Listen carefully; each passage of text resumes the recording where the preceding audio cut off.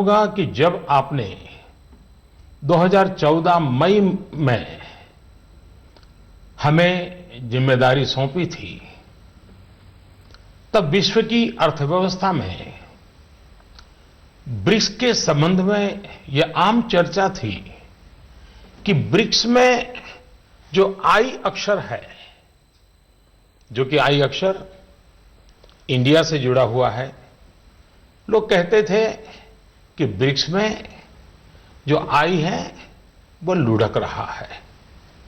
लगातार 2 साल के देशव्यापी अकाल के बावजूद भी पिछले 2.5 वर्षों में आप सब 125 करोड़ देशवासियों के सहयोग से आज भारत ने ग्लोबल इकोनॉमी में एक ब्राइट स्पॉट अर्थात चमकता सितारा के रूप में अपनी उपस्थिति दर्ज कराई है। ऐसा नहीं है कि यह दावा हम कर रहे हैं, लेकिन यह आवाज इंटरनेशनल मॉनिटरी फंड आईएमएफ और वर्ल्ड बैंक से गूंज रही है। बहनों भाइयों, विकास की इस दौड़ में हमारा मूल मंत्र रहा है सबका साथ, सबका विकास। यह सरकार गरीबों को समर्पित है और समर्पित रहेगी। गरीबी के खिलाफ हमारी लड़ाई का मुख्य शस्त्र गरीबों का देश की अर्थव्यवस्था एवं संपन्नता में सक्रिय भागीदारी यानी गरीबों का सशक्तिकरण, गरीबों का एम्पावरमेंट। इस प्रयास की झलक आप लोगों को प्रधानमंत्री जनधन योजना, जनधन से जन सुरक्षा योजना, आर्थिक गतिविधियों के लिए प्रधानमंत्री मुद्रा ऋण योजना, दलित, आदिवासी और महिला उद्यमों के लिए स्टैंड अप इंडिया योजना, गरीबों के घर तक गैस का चूल्हा पहुंचाने के लिए प्रधानमंत्री उज्ज्वला योजना, किसानों की आमदनी सुरक्षित करने के लिए प्रधानमंत्री फसल बीमा योजना और प्रधानमंत्री कृषि सिंचाई योजना, उनको अपने खेतों से ही सही उपज पाने के लिए सॉइल हेल्थ कार्ड योजना और सही उपज का सही दाम पाने के लिए ई नाम अर्थात राष्ट्रीय कृषि बाजार योजना। इन सब में यह साफ नजर आता है कि सरकार गांव, गरीब, किसान को समर्पित है। मेरे प्यारे देशवासियों, पिछले दशकों में हम ये अनुभव कर रहे हैं कि देश में भ्रष्टाचार और काला धन, इन बीमारियों ने अपनी जड़ें जमा ली है और देश से गरीबी हटाने में ये भ्रष्टाचार, ये काला धन, ये गोरख धंधे सबसे बड़ी बाधा है। एक तरफ तो विश्व में हम आर्थिक गति में तेजी से बढ़ने वाले देशों में सबसे आगे हैं, दूसरी तरफ भ्रष्टाचार की ग्लोबल रैंकिंग में 2 साल पहले भारत करीब करीब 100वें नंबर पे था। 2 वर्षों में अनेक कदम उठाए, ढेर सारे कदम उठाने के बावजूद भी अब हम 76वें नंबर पर पहुंच पाए। यह बात को दर्शाता का है कि भ्रष्टाचार का जाल कितने व्यापक रूप में देश में बिछा हुआ है। भ्रष्टाचार की बीमारी को कुछ वर्ग विशेष के लोगों ने अपने स्वार्थ के कारण फैला रखा है। गरीबों के हक को नजरअंदाज कर ये खुद फलते फूलते रहे हैं। कुछ लोगों ने पद का दुरुपयोग करते हुए इसका भरपूर फायदा उठाया। दूसरी तरफ ईमानदार लोगों ने इसके खिलाफ लड़ाई भी लड़ी है। देश के करोड़ों नागरिकों ने ईमानदारी को जी करके दिखाया है। हम प्रायः यह सुनते हैं कि गरीब एक ऑटो ड्राइवर अपनी गाड़ी में छूट गई सोने के आभूषण वाले बैग को उसके असली मालिक को कैसे ढूंढता है और लौटाता है। कई बार हम सुनते हैं कि कोई टैक्सी ड्राइवर यात्रियों का कुछ सामान अगर छूट जाता है, मोबाइल फोन रह जाता है, तो अपने खर्चे से उनको ढूंढने जाता है और पहुंचा देता है। अरे सब्जी बेचने वाला भी, सामान्य दुकानदार भी अगर ग्राहक से गलती से ज्यादा पैसे ले लिए तो उसको भी बुला करके लौटा देता है। मेरे प्यारे देशवासियों, इस बात का यह सबूत है कि हिंदुस्तान का सामान्य से सामान्य नागरिक ईमानदार है। लेकिन मेरे प्यारे देशवासियों, हर देश के विकास के इतिहास में ऐसे क्षण आए हैं जब एक शक्तिशाली और निर्णायक कदम की आवश्यकता महसूस की गई।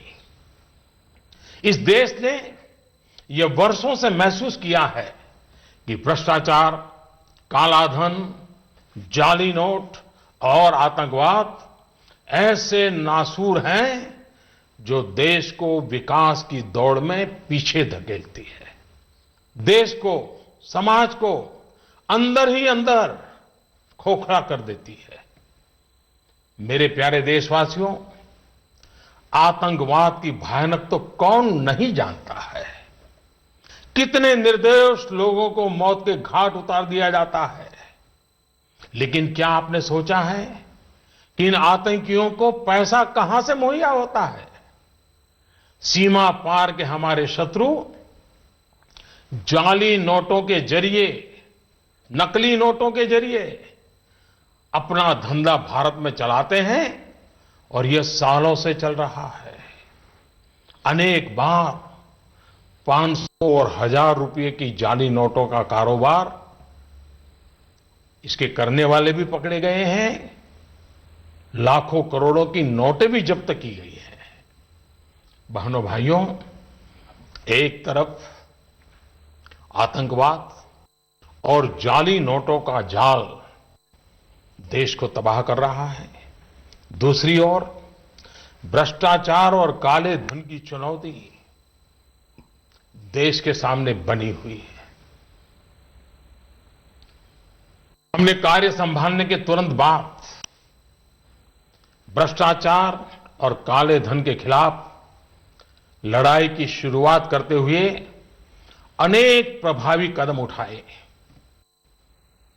जैसे काले धन की जांच के लिए सुप्रीम कोर्ट के पूर्व जज की अध्यक्षता में एसआईटी का गठन किया। विदेशों में जमा काले धन के लिए 2015 में मजबूत कानून बनाने का हमने काम किया। काले धन को विदेशों से वापस लाने के लिए विभिन्न देशों के साथ टैक्स समझौतों में हमने परिवर्तन किया, नए समझौते किए। अमेरिका सहित विभिन्न देशों के साथ सूचना आदान प्रदान, इंफॉर्मेशन एक्सचेंज करने का प्रावधान किया। भ्रष्टाचारियों की बेनामी संपत्ति को रोकने के लिए अगस्त 2016 में एक और मजबूत कानून, इन सारे कानून से एक बहुत बड़े चोर दरवाजे को बंद कर दिया गया। देश में अघोषित आय को पेनल्टी के साथ घोषित करने की योजना में काफी बड़ी मात्रा में अघोषित आय उजागर हुई।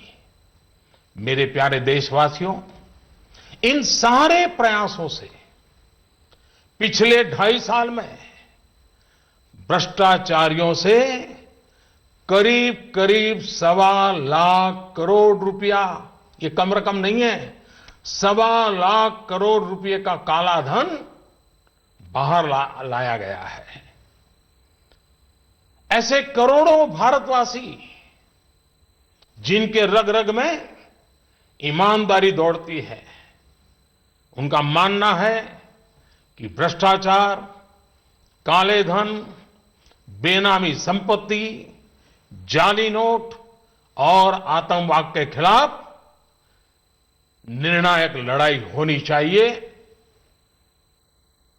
कौन ईमानदार नागरिक ऐसा होगा जिसे अफसरों के घर बिस्तर के नीचे से या जगह जगह बोरियों में करोड़ों रुपयों पाने जाने की खबर से पीड़ा न होती हो।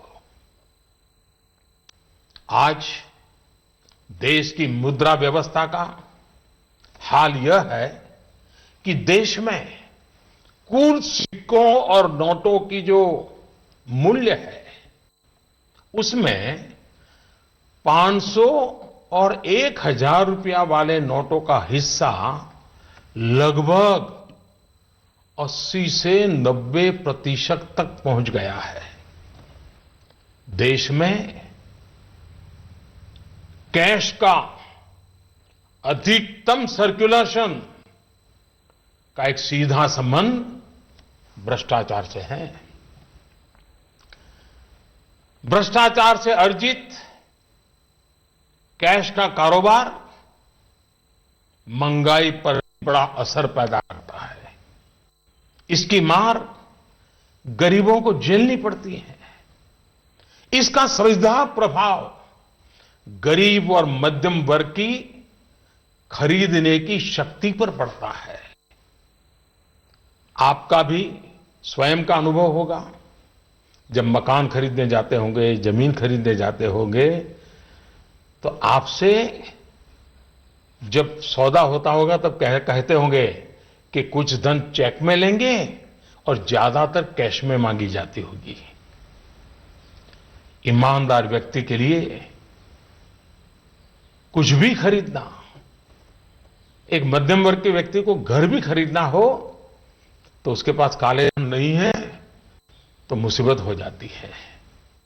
तो उसके पास कैश के इस धंधे के कारण मकान, जमीन, उच्च शिक्षा, चिकित्सा, ऐसे अनेक सेवाओं को, उन वस्तुओं को इन कारणों से उनकी मूल्य में कृत्रिम वृद्धि भी होती है, आर्टिफिशियल इंक्रीज होता है। भ्रष्टाचार से जमा किया गया धन हो या काला धन हो, ये दोनों बेनामी हवाला कारोबार को भी बल देते हैं। और हम जानते हैं हवाला का उपयोग आतंकियों ने हथियार की खरीद फरोख्त में भी किया है। चुनावों में काले धन के प्रभाव की चर्चा ये कोई नई बात नहीं है, वर्षों से हो रही है।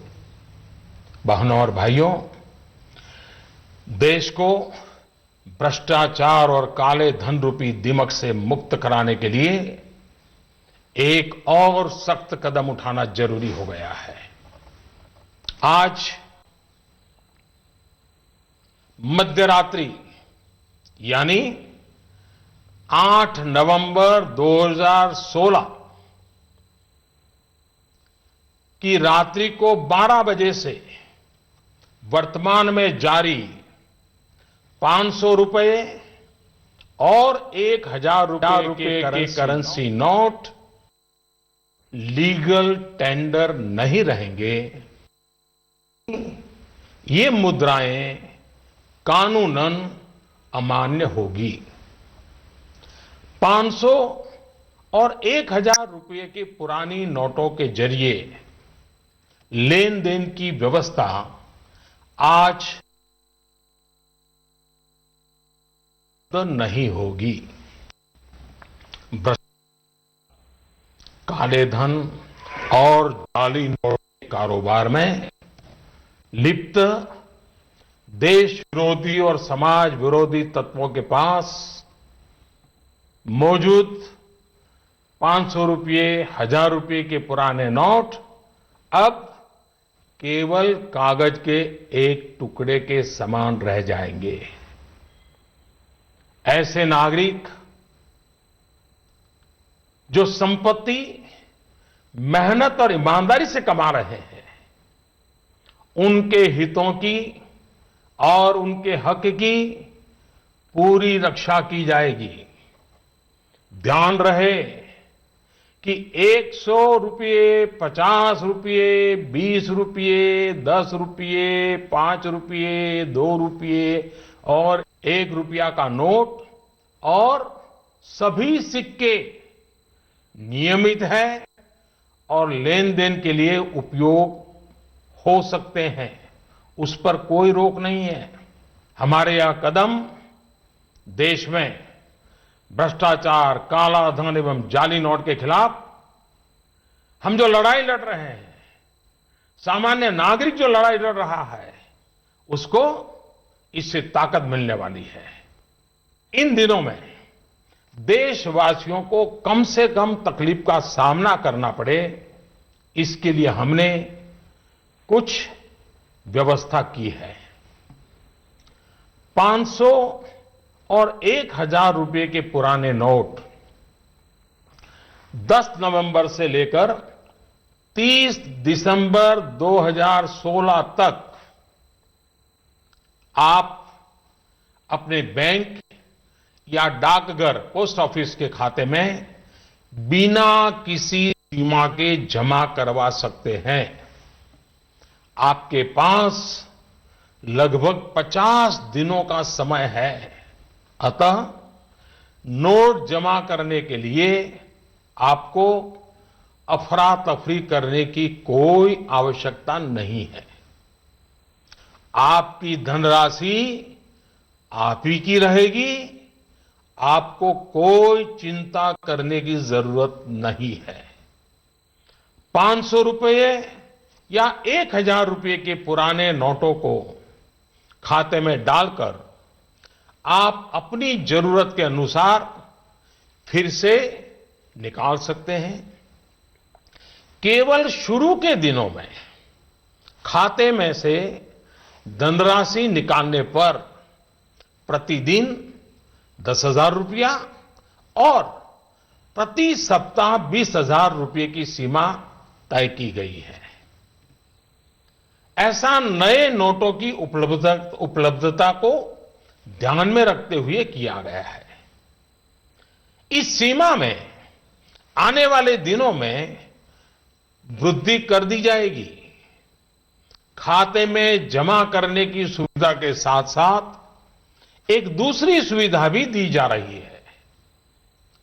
तत्काल आवश्यकता के लिए 500 और 1000 रुपये के पुराने नोटों को नए एवं मान्य नोट के साथ 10 नवंबर से 30 दिसंबर तक आप किसी भी बैंक या प्रमुख और उप डाकघर, हेड पोस्ट ऑफिस और सब पोस्ट ऑफिस के काउंटर से अपना पहचान पत्र जैसे कि आधार कार्ड, मतदाता कार्ड यानी कि वोटर कार्ड,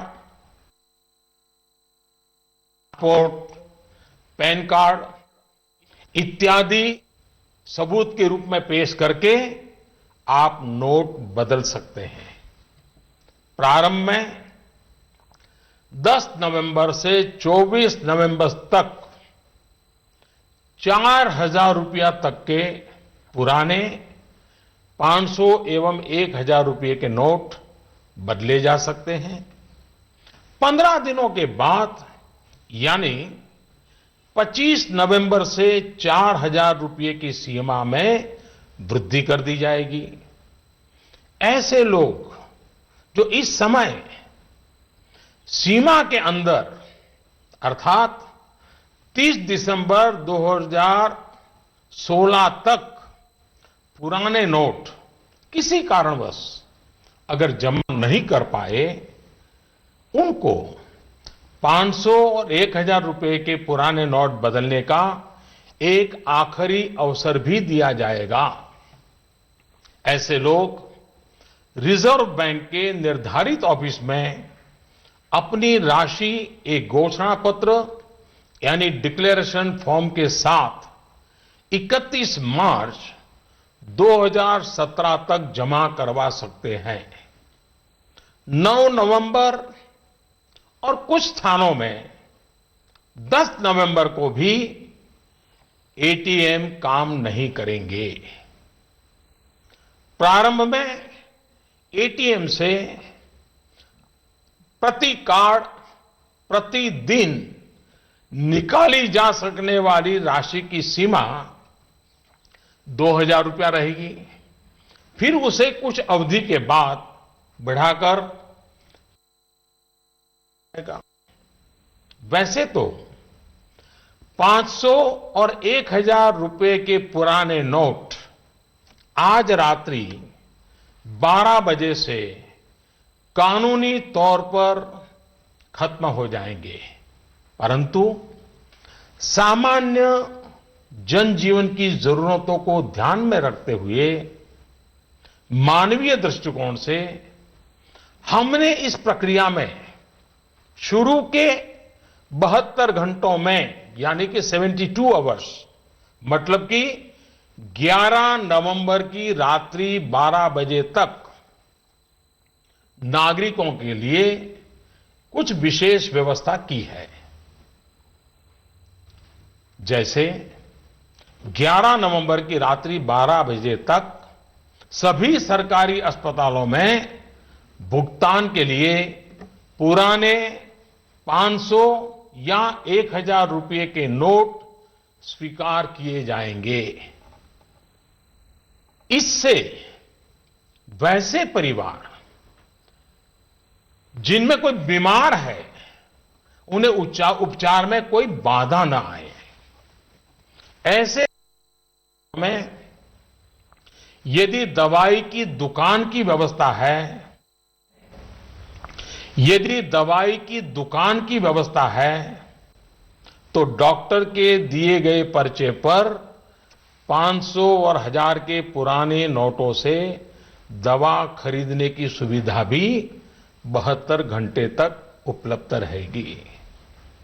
ऐसे ही 11 नवंबर की रात्रि 12 बजे तक रेलवे के टिकट बुकिंग काउंटर, सरकारी बसों के टिकट बुकिंग काउंटर और हवाई अड्डों पर एयरलाइंस के जो टिकट बुकिंग काउंटर पर केवल टिकट खरीदने के लिए पुराने नोट अर्थात 500 और 1000 रुपये के नोट स्वीकार करने की छूट होगी।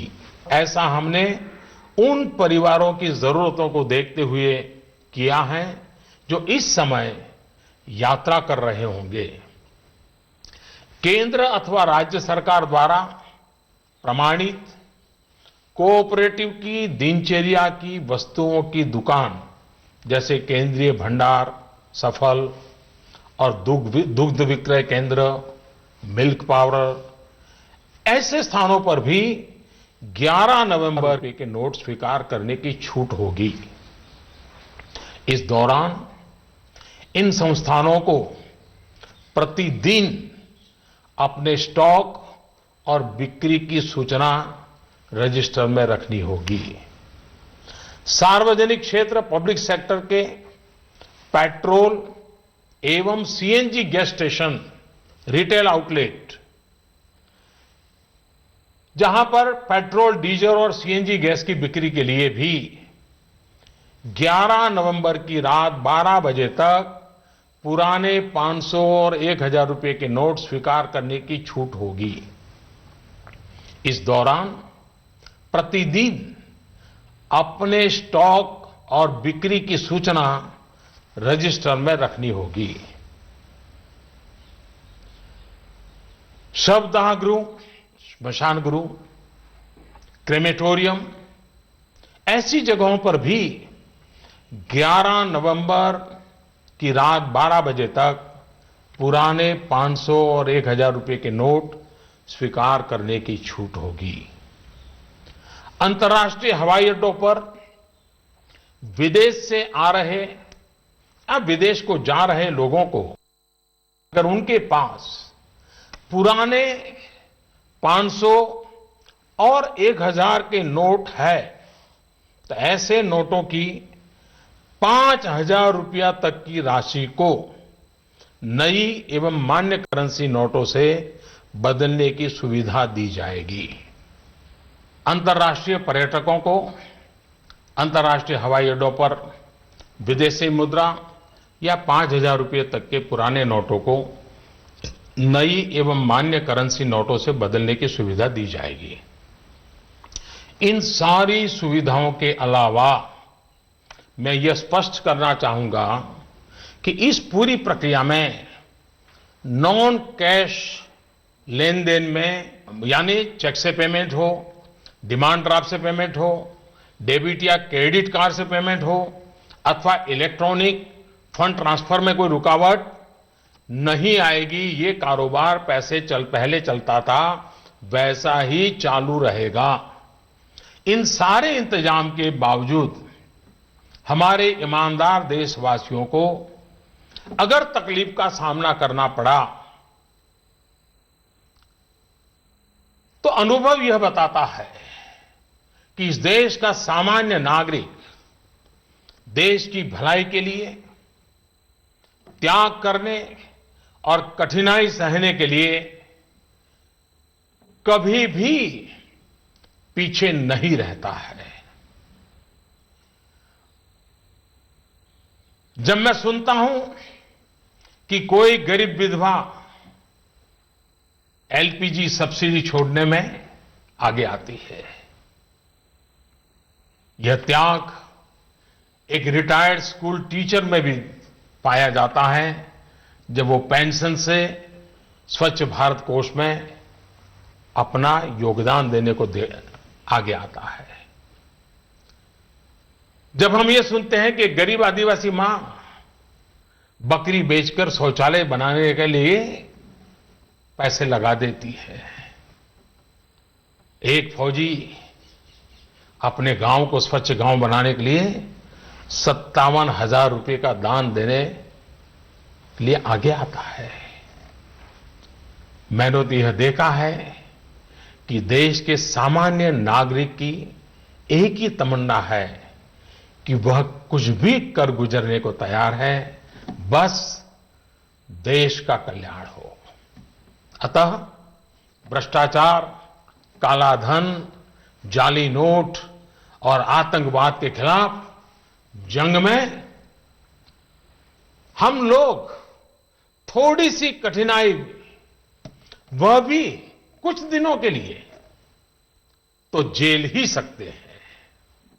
मेरा पूरा विश्वास है कि देश का प्रत्येक नागरिक भ्रष्टाचार के खिलाफ शुचिता के इस महायज्ञ में एकजुट होकर के, मिल करके खड़ा होगा।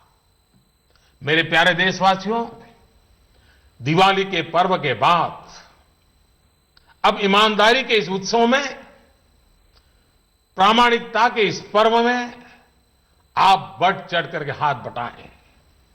मेरा पूरा विश्वास है कि देश के सभी राजनीतिक दल, राजनीतिक कार्यकर्ता, सामाजिक एवं शैक्षणिक संस्थाएं, मीडिया, समाज के सभी वर्ग इस महान कार्य में सरकार से भी ज्यादा बढ़ चढ़ करके भाग लेंगे, सकारात्मक भूमिका अदा कराएंगे और इस पवित्र कार्य को सफल बना के ही रहेंगे।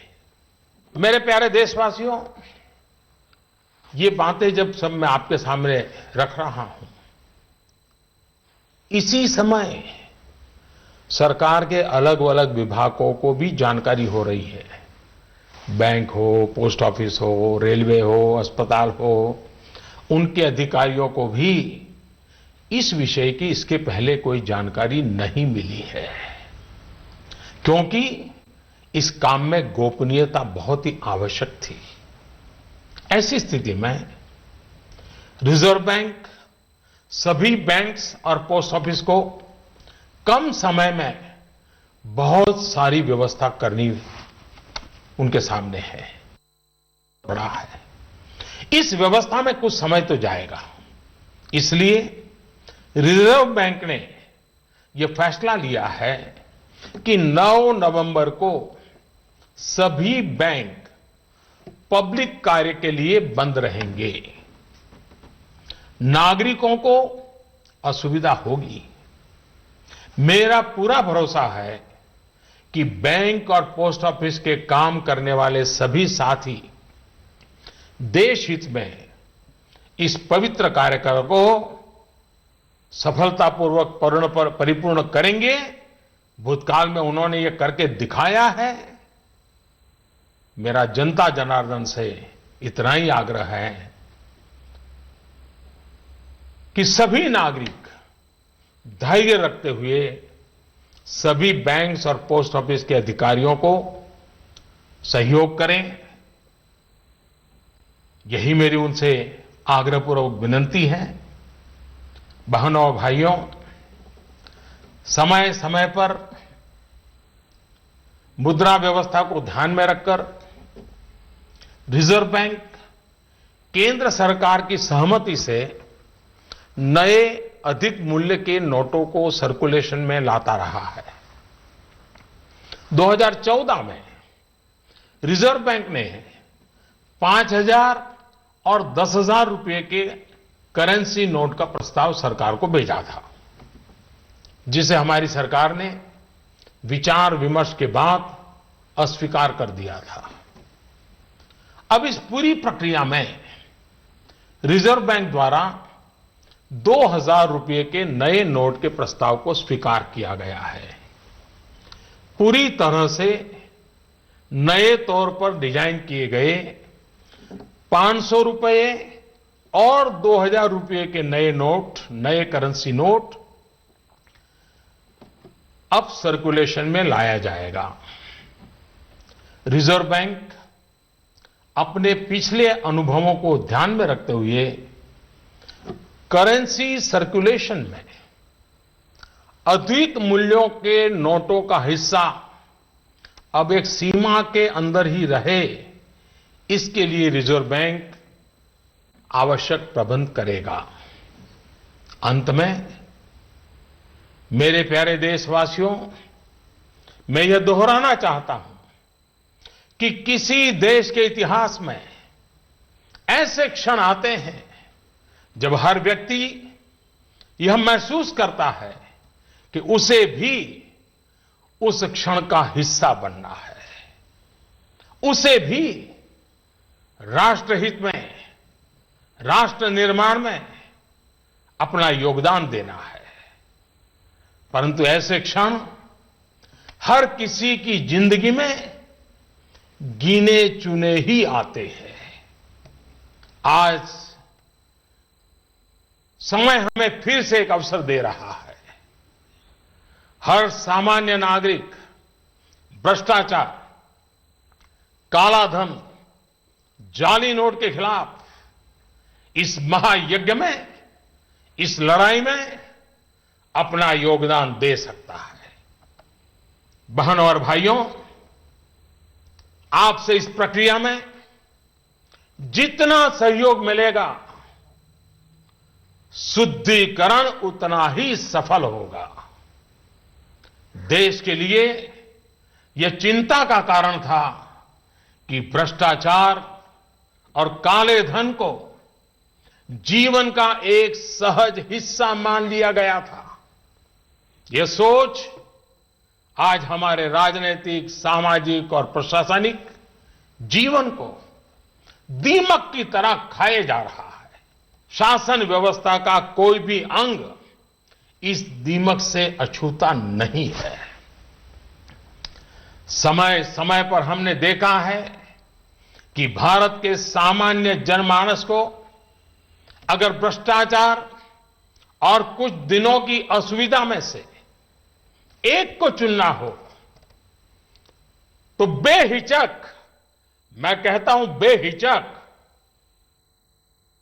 मेरे देश का ईमानदार नागरिक असुविधा को तो चुनेगा, लेकिन भ्रष्टाचार को कदापि नहीं चुनेगा।